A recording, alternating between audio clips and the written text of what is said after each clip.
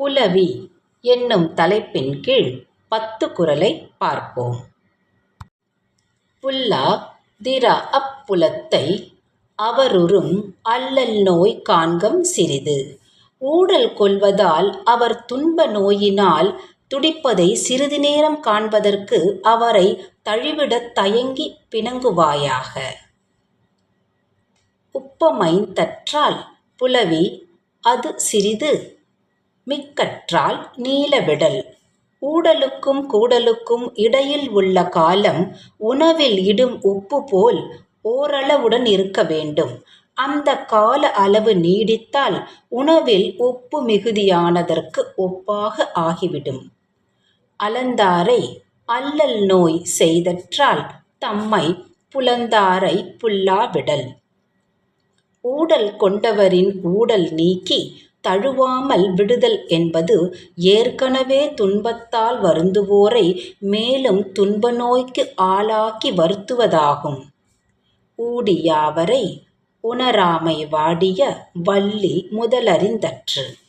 ஊடல் புரிந்து பிணங்கி இருப்பவரிடம் அன்பு செலுத்திடாமல் விலகியே இருப்பின் அது ஏற்கனவே வாடியுள்ள கொடியை அதன் அடிபாகத்தில் அறுப்பது போன்றதாகும்.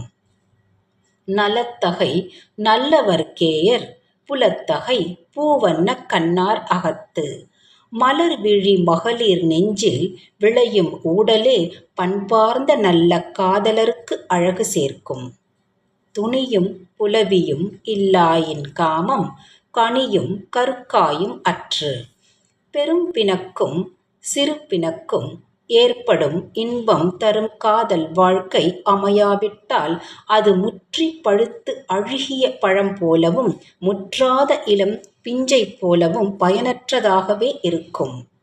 ஊடலின் உண்டாங்கோர் துன்பம் புணர்வது நீடுவதன்று கொல் என்று.